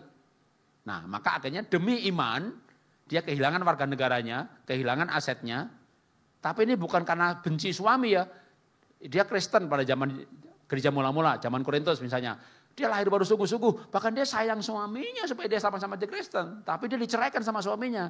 Ya sudah, tapi dia mengampuni. Bukan mengampuni lagi, dia pengen banget suaminya bertobat masuk surga. Jadi kalau dalam kasus seperti itu, dia cerai, lalu dia hidup selibat. Dan damai dengan suaminya. Jadi kalau setelah bercerai, syaratnya adalah selibat. Nah kalau zaman sekarang kan sebenarnya beda ya. Memang dari sebelum menikah udah beda agama, lalu berantem, gara-gara berantem lalu agama dijadikan alasan gitu ya. Jadi kadang beda-beda kasus, makanya kalau perceraian itu perlu pendalaman kasus. Tapi secara umum Alkitab mengajarkan tidak ada pernikahan kedua. Pernikahan kedua adalah perzinahan. Bercerai lalu menikah lagi adalah zina. Kalau tadi ada pertanyaan juga, gimana kalau pendeta kawin lagi ya? Mau pendeta kawin lagi, mau ketua sinode kawin lagi, ya itu kan ada juga saudara.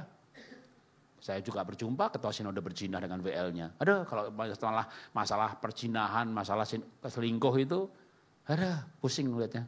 Ya, dan korbannya, pelakunya itu bisa yang benar-benar kita tidak sangka. Bahkan bukan cuma selingkuh ya, homo. Kemarin bikin mujizat, kemarin bikin KKR, lalu ketahuan homo. Lah pas homo berarti bikin KKR juga kan gitu kan. Tapi sekali lagi, kita tidak mau seperti orang lain. Lebih baik kita hidup benar, ya kan? Yang lain kalau nggak benar itu kita jangan benci sih, ajari dia kebenaran. Ya, kalau yang kita ya kita pegang Alkitab aja. Gitu. Oke, pertanyaan berikutnya, masih ada waktu sedikit, mungkin bisa 2 orang kalau saya jawab dengan cepat. Satu ibu, Silakan. satu pertanyaan Ya, lagi. Ibu Kanto ada di sini. Oh, sebelah sana. sana. Oh ya, silakan. Oke, 2 ya. Oke.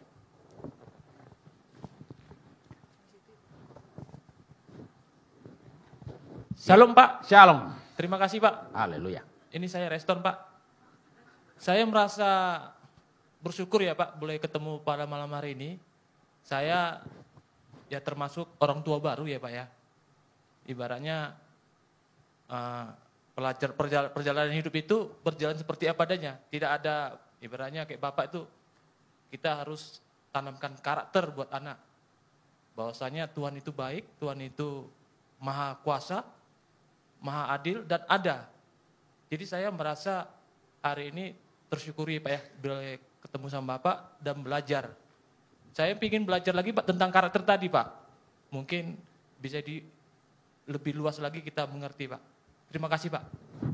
Oke, mungkin pertanyaan berikutnya disambung sekalian. Nanti biar ku jawabnya nyambung.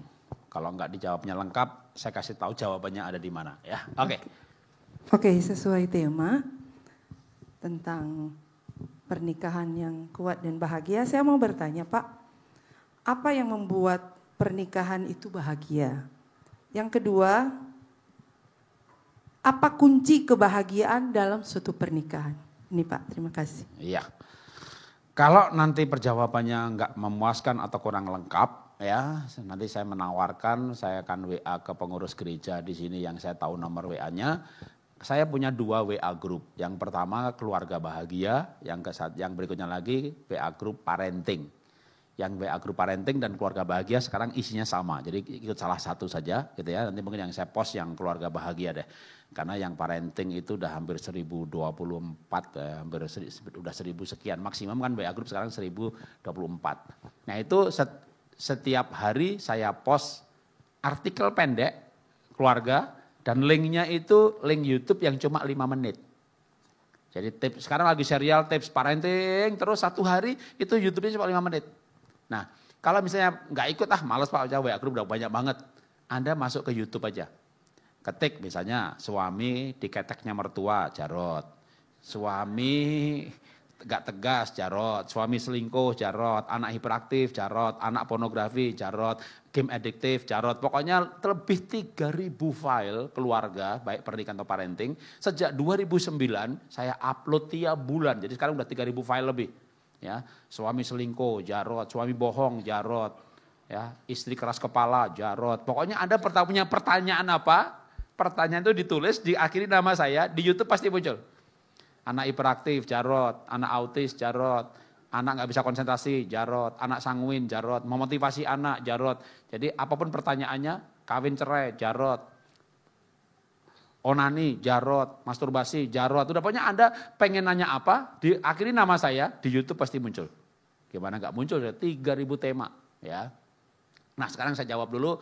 Yang pendek dulu aja, tadi nanti karakter terakhir. Kebahagiaan, ya bahagia itu kalau orang bisa bersyukur apapun yang terjadi. Bersyukur dengan diri sendiri, ya harusnya pertama tuh bersyukur karena Tuhan, tapi jadi teologis banget.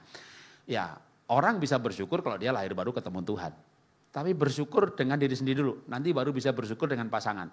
Menerima diri sendiri, nah makanya boleh sambil ngumumin ya. Walaupun besok itu acaranya kebaktian pemuda, tadi sudah ngobrol sama Pak Gembala, Bapak Ibu boleh datang besok malam. Itu nama temanya adalah pemulihan gambar diri. Jadi bagaimana kita bersyukur dengan diri sendiri. Tuhan terima kasih, temanku sih bilang hidungku gede, bulat, lubangnya gede lagi. Tapi aku bersyukur Tuhan karena temanku yang mancung-mancung itu ternyata kalau pilek sedikit saja hidungnya mampet Tuhan. Susah bernafas. Aduh aku ini hidungku gede banget. Meler-meler pun masih bisa bernafas Tuhan. Ajaib sekali. Hidungku luar biasa. Lubangnya gede. Aku sekarang baru sadar Tuhan betapa senangnya punya lubang hidung gede kayak saya ini kan gitu ya. Anda bersyukur dengan hidungnya yang besar. Yang lain bersyukur dengan kulitnya yang hitam gitu ya. Dan seterusnya. Jadi bersyukur dengan diri sendiri. Kalau orang bisa bersyukur dengan diri sendiri, artinya menerima diri sendiri. Kalau bisa menerima diri sendiri, pasti bisa menerima pasangan. Kalau memahami diri sendiri, pasti bisa paham dengan pasangan. Akarnya nggak bisa paham orang lain, nggak bisa menerima pasangan. Sebenarnya ada akar yang besok malam kita bahas, yaitu gambar diri. Jadi orang bahagia itu orang yang bisa bersyukur dengan diri sendiri, menerima diri sendiri, akhirnya bisa menerima orang lain.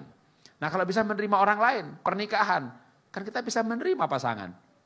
Kita punya anak, anak ini galak banget. Jangan lihat galaknya sih, orang galak itu pasti tegas. Ya, ini anak nakal banget, itu pasti kreatif.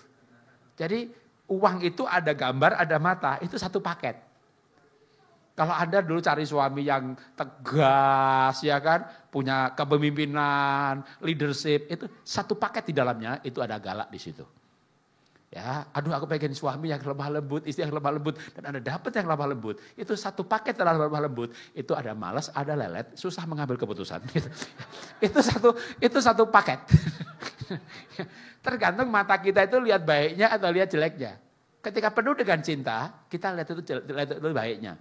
Hati kita penuh dengan cinta Tuhan, bahkan cinta untuk mengasihi, menerima diri sendiri, kita lihat orang itu lihat baiknya, lihat baiknya, lihat baiknya.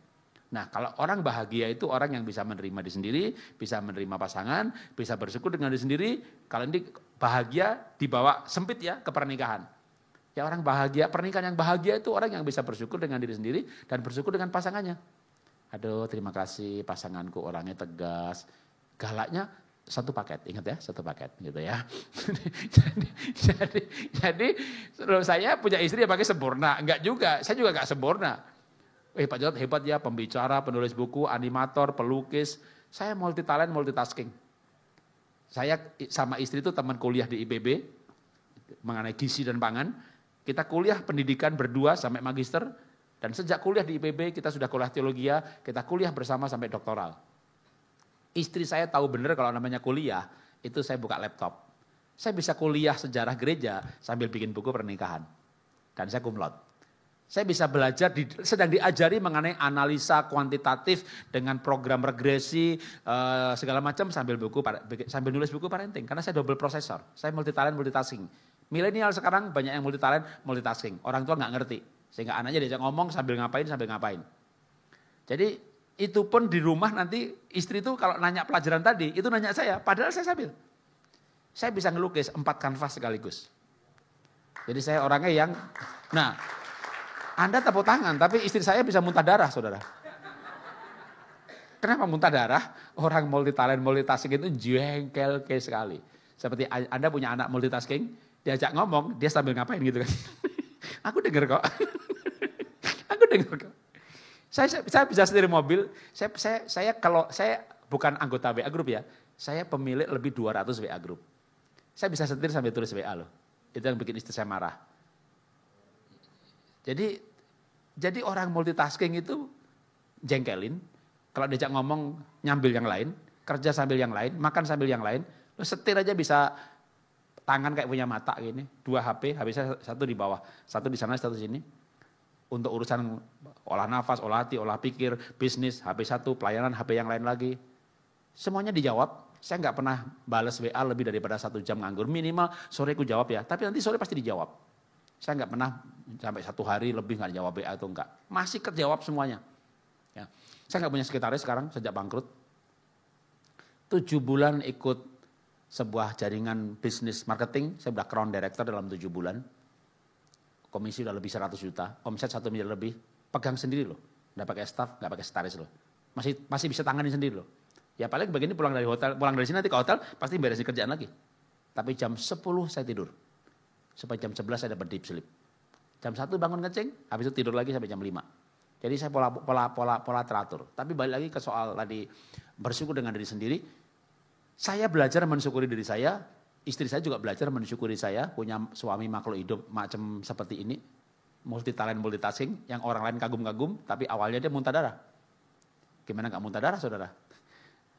Istri saya itu kalau dia mulai dari sakit hampir jantungan, stres, sampai akhirnya ya kalau saya pergi sama istri dia pasti ambil HP saya gitu. Jadi orang multi talent itu bagus apa enggak? Gitu ya. Lihat positif atau negatif.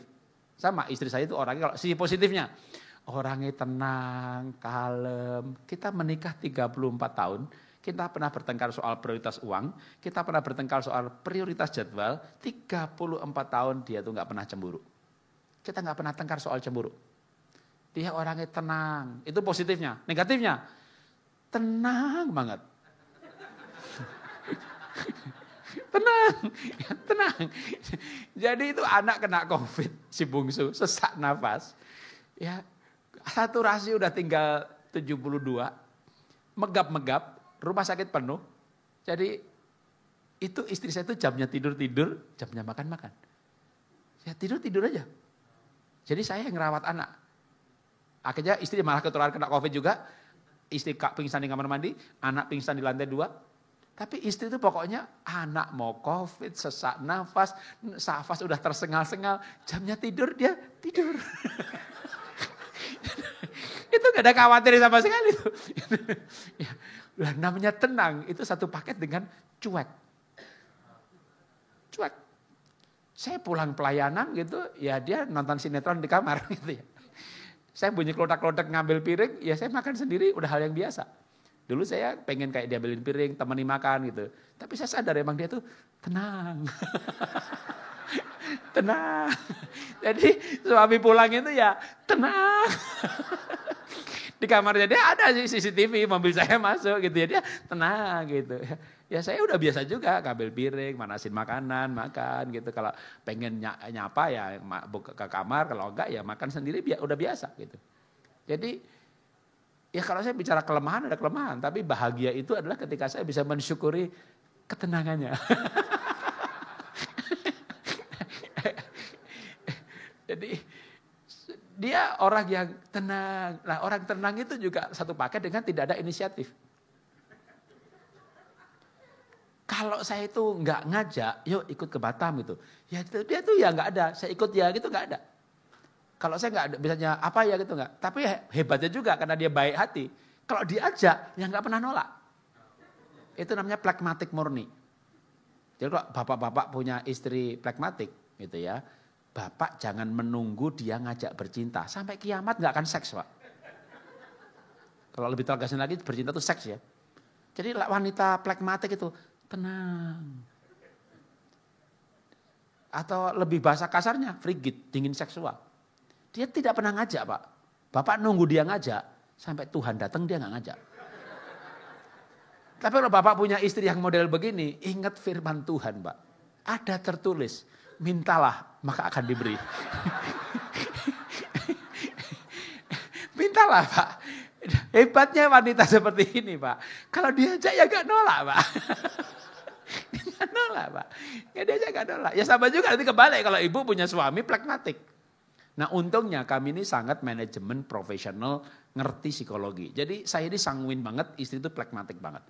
Jadi semarah-marahnya istri saya itu paling bilang, kamu tuh sanguin banget dah gitu. Atau semarah-marahnya saya sama istri, paling pragmatik. Kamu tuh pragmatik banget. Itu udah mentok istilahnya.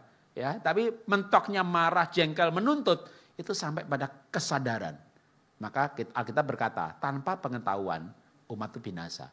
Tapi pengetahuan bahwa dia itu pragmatik dan pragmatik itu begini, aku tuh paham banget. Jadi kita tuh keluarga yang full assessment. Secara temperamen dasar, anak saya pertama melankolik, kedua pragmatik, ketiga sanguin.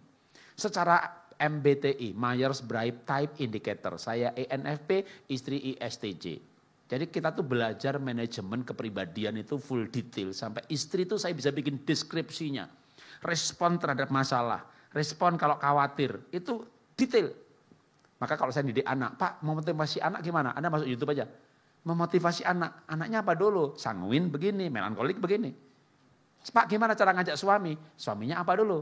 Kolerik, pragmatik, bahkan nanti tipe otaknya. Apa afektif, dual afektif. Jadi otak manusia pun beda-beda. Nah kalau saya untuk suami istri ya, kita tuh sampai assessment, baik itu temperamen dasar, foto karakter, personality itu pakai MBTI, bahkan kita jenis otaknya pakai finger hit talent spectrum. Dari sidik jari dianalisa cara kerja otak, bagaimana seseorang itu pola mengambil keputusan. Jadi kalau saya tahu anak saya atau istri saya bagaimana dia mengambil keputusan, saya pasti bisa ngajak dan tidak pernah ditolak. Anda sales punya ilmu itu, Anda menjual tanpa ditolak. Anda bisa membuat orang itu bisa mengerti cara berpikirnya dia. Coba, jadi bahagia itu kalau kita bisa mengerti cara berpikir pasangan kita, lalu kita menyesuaikan. Jangan mengubah. Pernikahan jangan dijadikan training center, di mana suami mengubah istri, istri mengubah suami. Kalau pernikahan jadi training center, yang mentraining darah tinggi, yang ditraining darah rendah.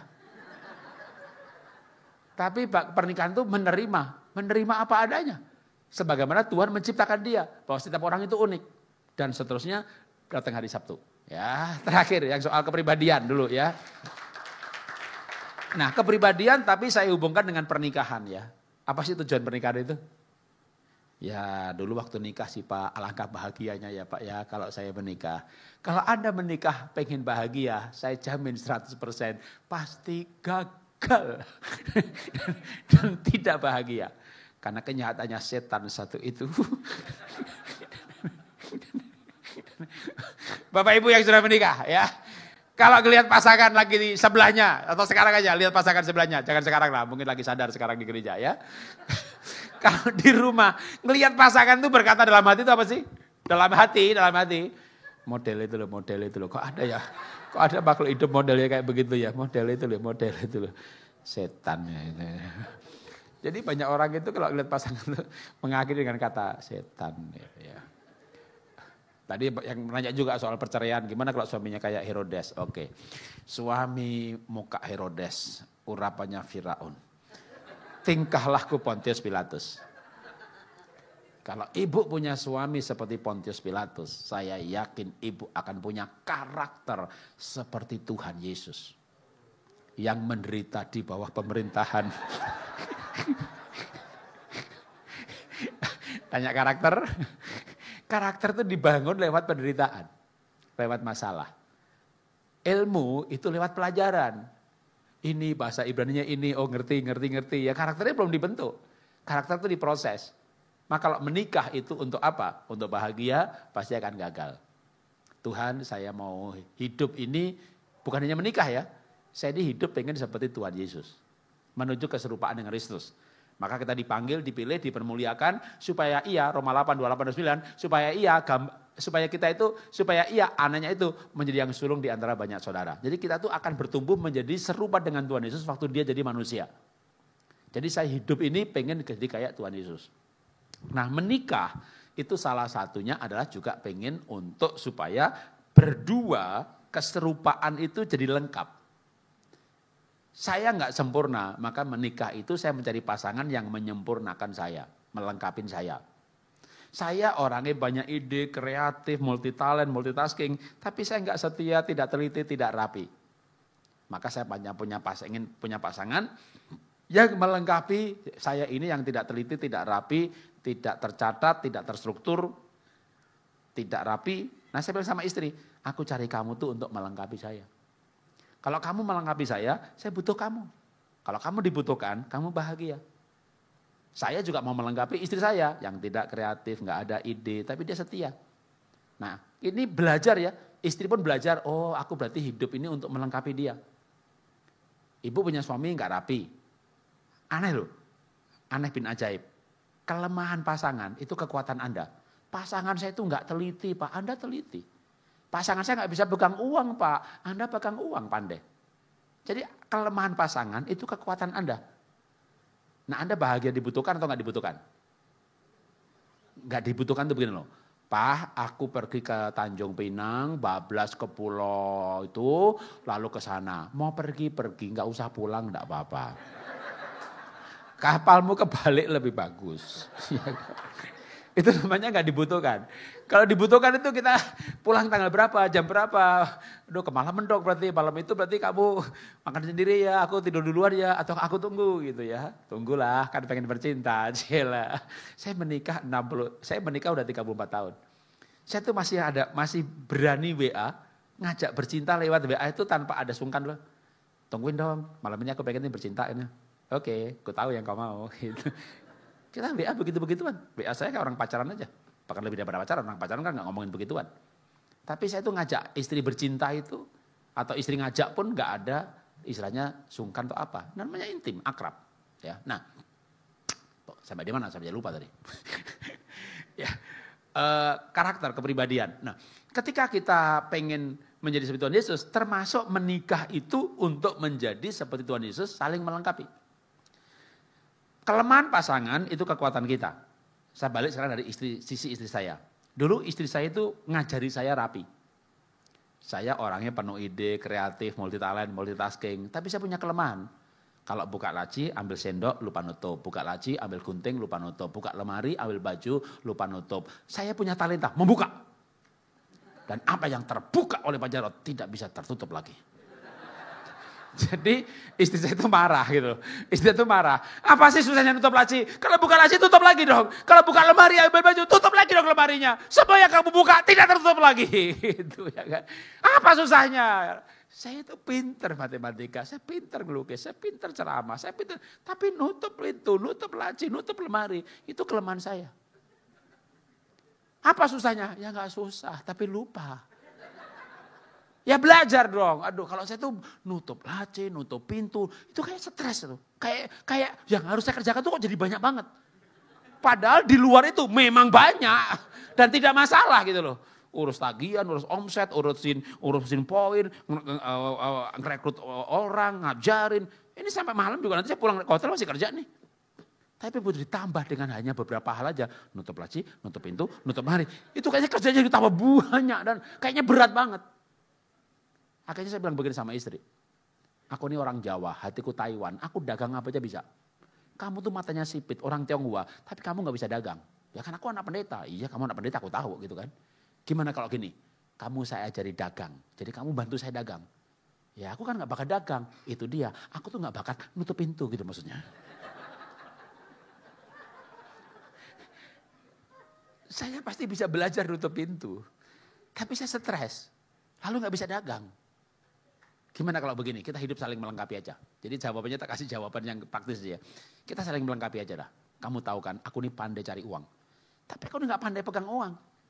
Lihat gereja kasihan nyumbang, lihat anak adik penakan kasihan, akhirnya duitku habis semuanya. Kita saling melengkapi dah. Aku cari uang, kamu yang pegang. Istri saya langsung yes. Matanya berbinar-binar, amin. Oke, aku cari uang, kamu yang pegang. Setuju? Setuju. Oke, aku buka pintu, kamu yang nutup. Kamu bakat kan nutup pintu, nutup laci, nutup lemari? Jadi akhirnya kami bahagia setelah kami punya kesepakatan begitu. Aku bagian buka-buka, dia bagian nutup-nutup. Dan dia nggak pernah marah lagi soal laci terbuka, dia tutupin ini semuanya. Jadi saya punya kelemahan, saya bukan sempurna. Tapi menikah itu untuk menyempurnakan dan melengkapi. Ketika dia melengkapi saya bahagia. Saya bilang begini, saya selain dagang, kreatif, saya punya bakat satu lagi. Saya punya hati itu sukanya melayani. Jadi kalau saya dipanggil sama Mentawai, Padang, pedalaman, itu pergi ke Padang, nyebrang naik kapal 12 jam, di sana ngasih uang untuk bangun sekolah, bangun gereja itu berapa ratus juta. Tapi saya tuh ini pelayanan, ini panggilan. Nah sama juga kalau kamu tuh lihat laci terbuka, pintu terbuka, panggilan. Orang rapi melihat tidak rapi, itu panggilan.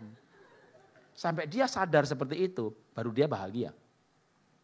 Jadi sebelum sadar akan dirinya, keunikannya dan panggilannya, orang tidak akan bahagia. Orang tidak bahagia, nikahnya gak bahagia. Nuntut terus, marah terus.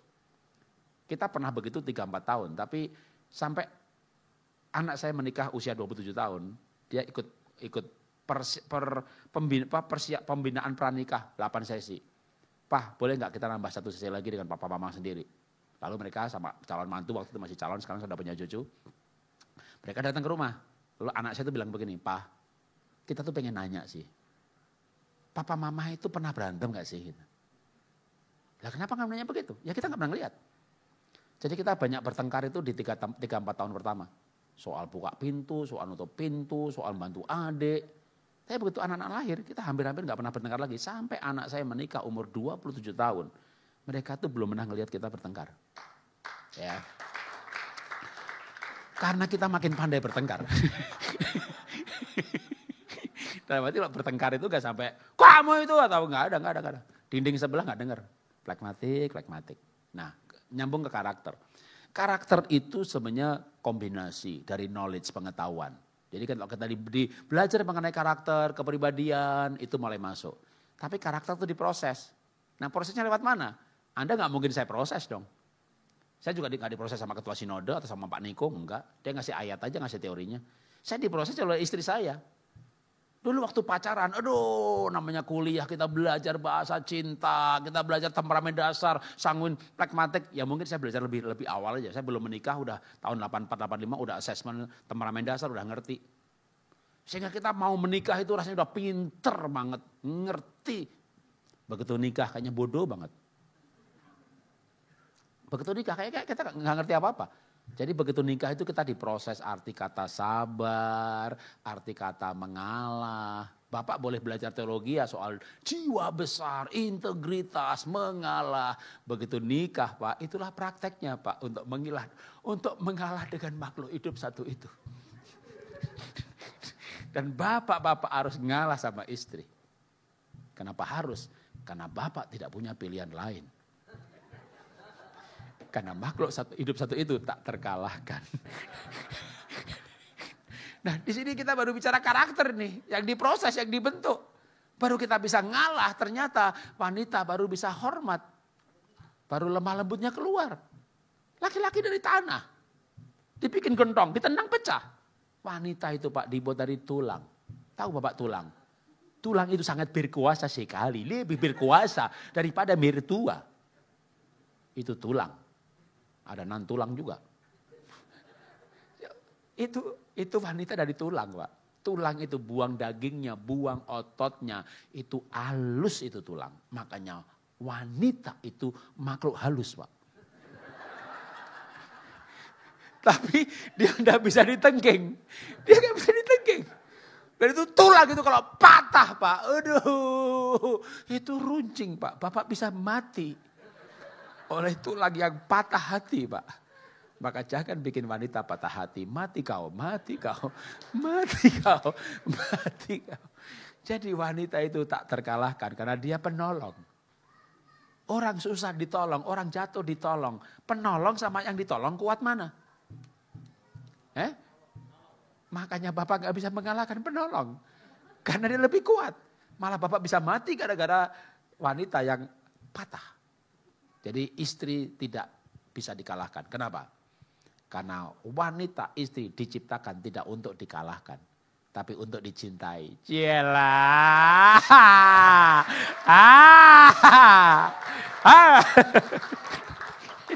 Dan cinta itu Pak, murah hati, panjang sabar. Mau bicara karakter, itu dia Pak, panjang sabar. Kita belajar sabar di mana Pak? Di teologi ya? Bukan Pak, mengalah sama makhluk hidup satu itu. Kasih itu percaya, gimana kita bisa percaya sama makhluk hidup satu itu?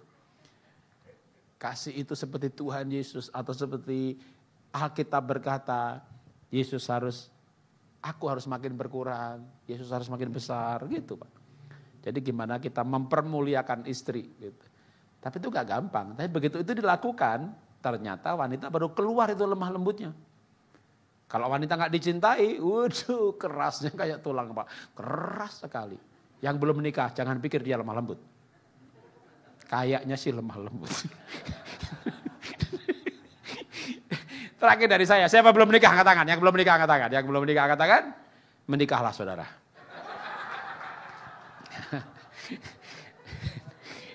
Yang sudah terlanjur menikah, ya sudah. Pemulihan ya. Oke, Tuhan berkati.